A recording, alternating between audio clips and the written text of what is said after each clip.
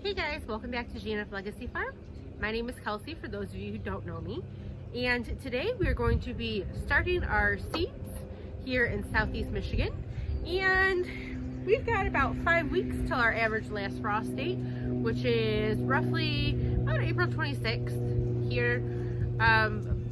However, I usually do not start planting my garden, at least like the frost tender stuff, until around the end of May. Seems like we usually get another chill at some point in May, and I don't want to be too early. So today we are going to be starting my peppers and my tomatoes. Those are the things that I start first. This is actually a little bit late for me. This is the time I wanted to do it, but this is later than I usually do. Last year, I believe I started sometime in February, and that was just a little bit too early. I also didn't fertilize my seedlings, which I'm going to do this year. I did not fertilize my seedlings last year, so I could really tell by the time, mid-May, that it was time to start planting them, that they just were kind of weak, they were out of nutrients in their cells, and they were definitely ready to get some fertilizer or be planted. So I am going to make sure that I fertilize my seedlings this year. That is my plan. So especially with that, I didn't want to start too early, because last year some of my stuff got a little too big even without fertilizing it. So I chose this time, so you'll get to come with me and see kind of how that works out this year. And let's get started. So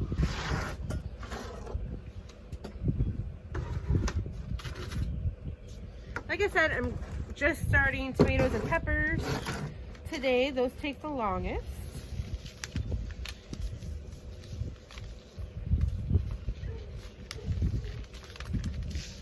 I'm going to go through, get my seeds, and pick out what I'm going to sow today.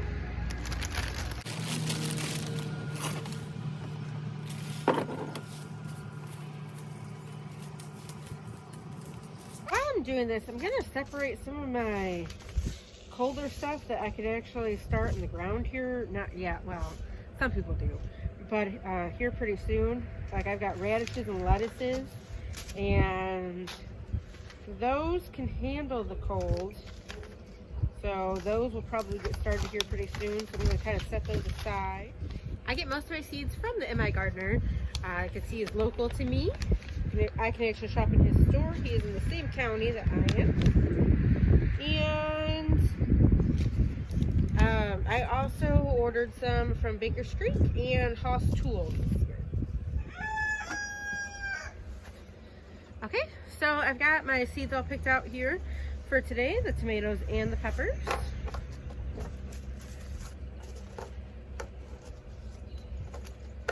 So if you are new to seed starting and you are not sure when you should be starting, again, I am outside and I am by the chickens, so you will most likely hear my rooster. So, much to my husband's dismay. So, if you are new to seed starting,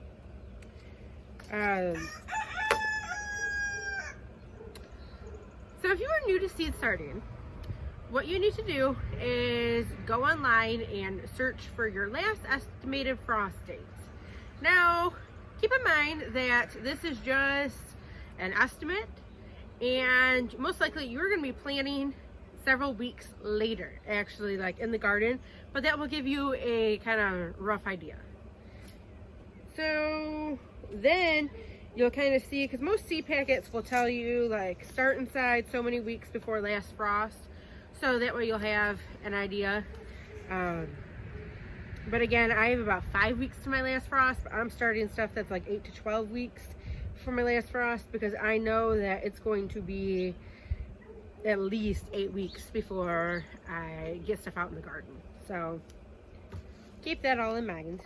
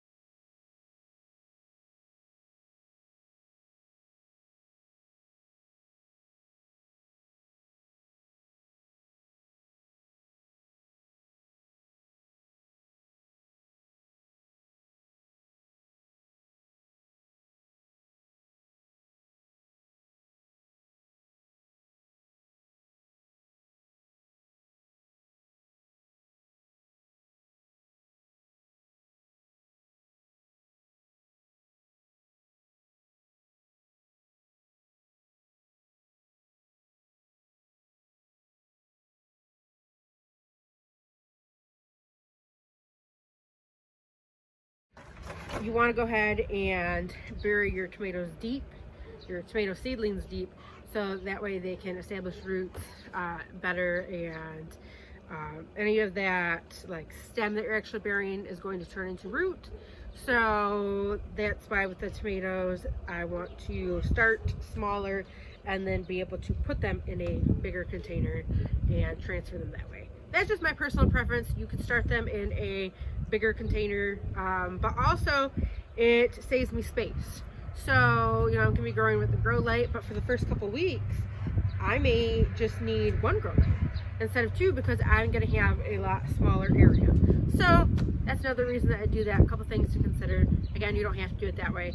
That's just my preference.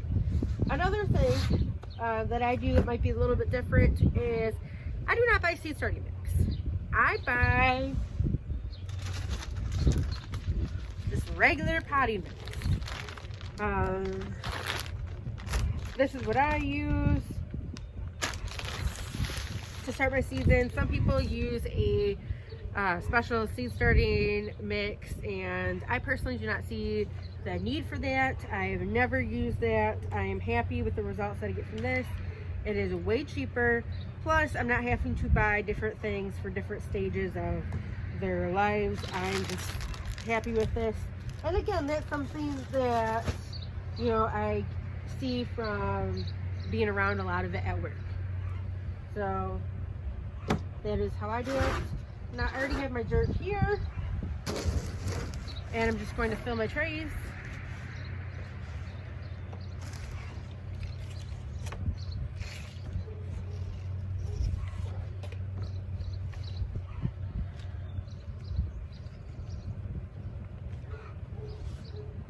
I also have not watered my dirt yet. I'm going to do that afterwards. It's another thing that I do that's a little bit different. So the reason I'm telling you some of this stuff is that I feel like some people get intimidated when it comes to starting seeds. They think they have to do it a very specific way. Don't be that nervous. If you have not started seeds before, go ahead, try it. You know, what's the worst thing that's going to happen? You're out a couple bucks, you know, give it a shot. And the best way, I think, for you to learn is trial and error. So don't be afraid. Don't think that you have to, you know, be that specific about it. Just give it a shot. If you've already started your seeds, let me know in the comments where you are and what you have started. If you are a first-time gardener or even a seasoned gardener and you have some questions for me, feel free to ask. That's kind of the whole reason that I started this channel, is that I just want to help people, and I want to help people see how easy it is to grow your own food, raise your own meat. It's really not that complicated. Okay, since I only bought the one kit, I purchased some of these. I purchased these just at my local farm store. These trays. Now you can buy nice heavy duty ones online. These are a lot cheaper, but the other ones will last longer. I reuse these. Another thing too, if you ever have a hard time finding seed starting supplies, you know, like the kits with the covers and everything that I like to use. One thing that I've done for a couple years, and I still have them, I save them, is I've purchased those metal like containers that you'll buy at the dollar store that are like disposable, and it has a clear plastic lid like this. I bought those and put, you know, like my 6-pack of cells in there and made my own that way too. So that's another thing. I know sometimes it can be, especially current state of the world, it can be hard to find some things. So that is another option for you. So I'm going to go ahead and slip that right in there. That fits perfectly. Okay, so let's start our tomatoes first. So I bought these last year, these tags.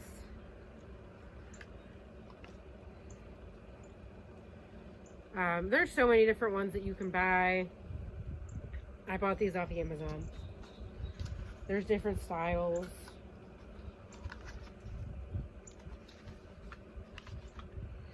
So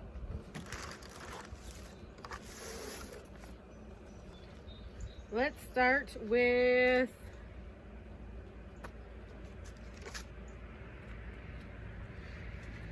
I'm going to show you real quick what I'm going to plant, and then I'm going to be planting for sake of this video doesn't get too long on us.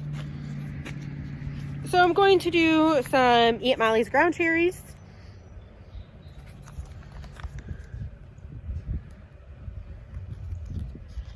Amish paste.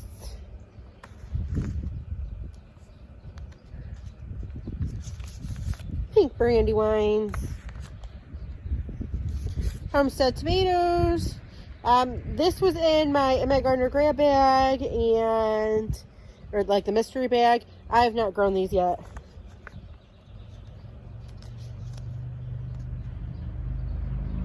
Beef sticks, it's always a winner. Dr. Witchies. I'm just gonna do a couple of these because I do not. Well, I did grow these last year, but they did not make it with the frost. I planted them too early, and so I grew the Kellogg's Breakfast, which are very comparable to these, and they were not my favorite. So I'm going to give these another shot, but I'm not going to grow quite as many. Abe Lincoln tomatoes, we liked those. And then these are exciting. These are some ones that I bought from Baker Creek this year. Brad's Atomic Grape. Brad's Atomic Grape. These are supposed to be like the best tasting tomatoes. We'll see. Cherry Aroma Tiger Mix. my beloved pineapple. I will be doing lots of these. And this was their free seed, white tomasil. So we'll see how that is.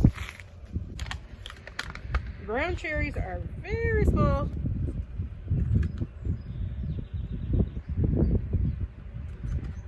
And you're barely going to cover them with dirt.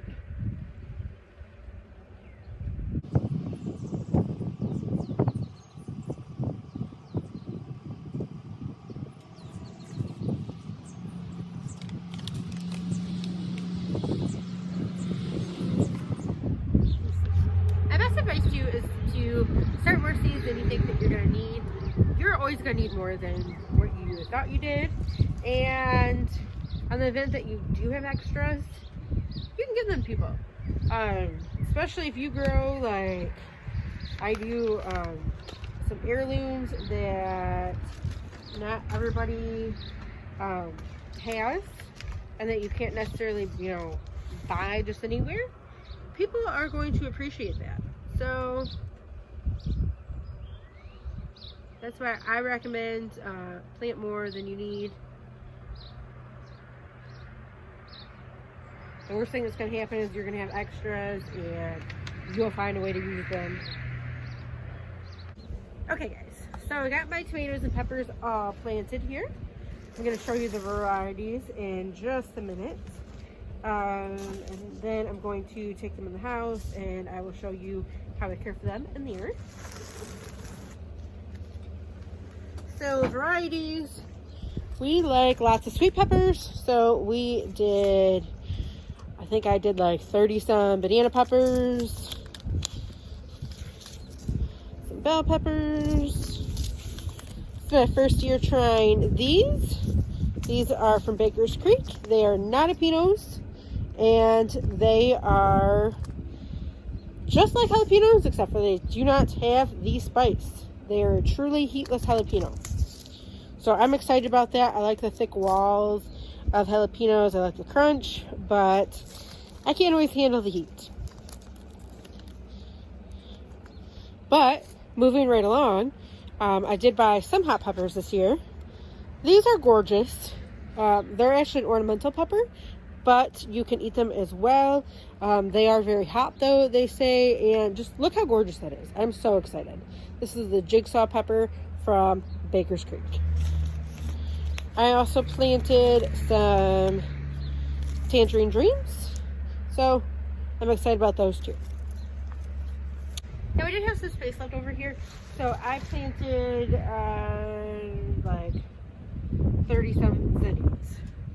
So I do plan on doing some cut flowers this year, but these zinnias I think I'm going to put in my flower beds. So I don't know, I had some extra space, I had some cheap seed, so we'll see what happens.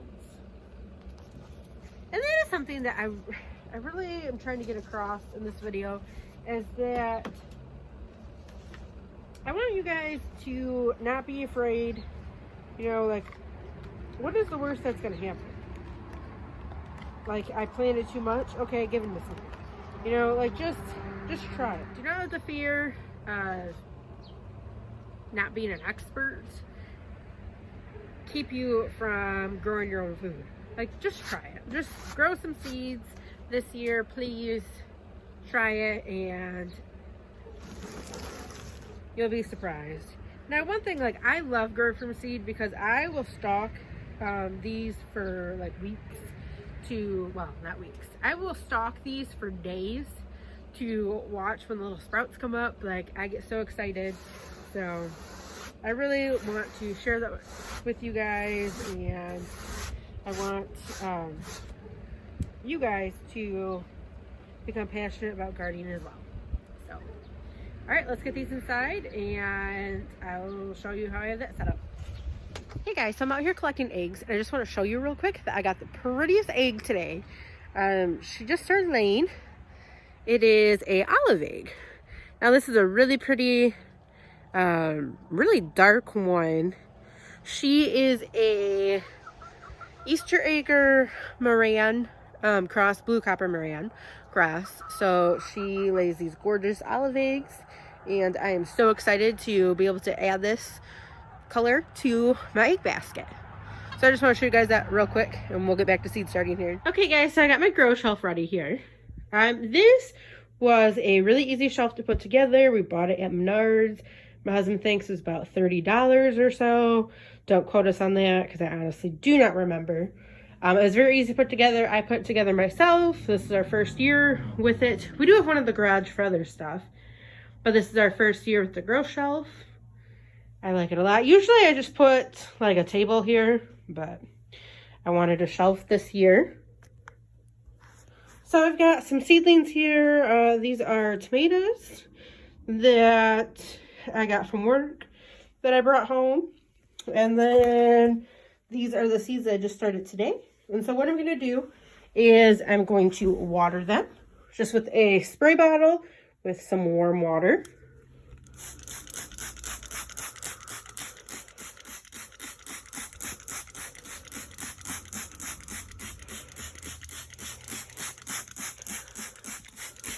So it does not disturb the seeds as much. And this is also why I like to use a bottom tray that doesn't have holes in it, because I'm doing this on my carpet. So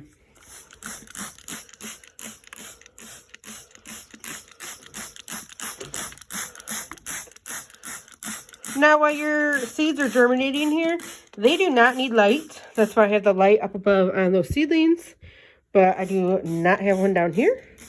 You can use a heat mat if you would like. I do not.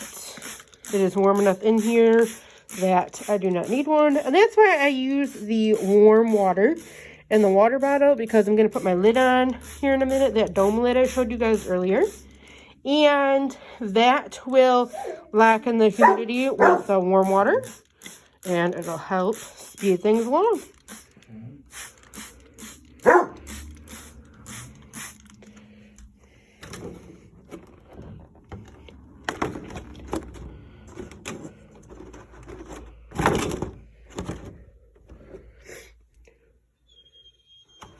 So there's the peppers.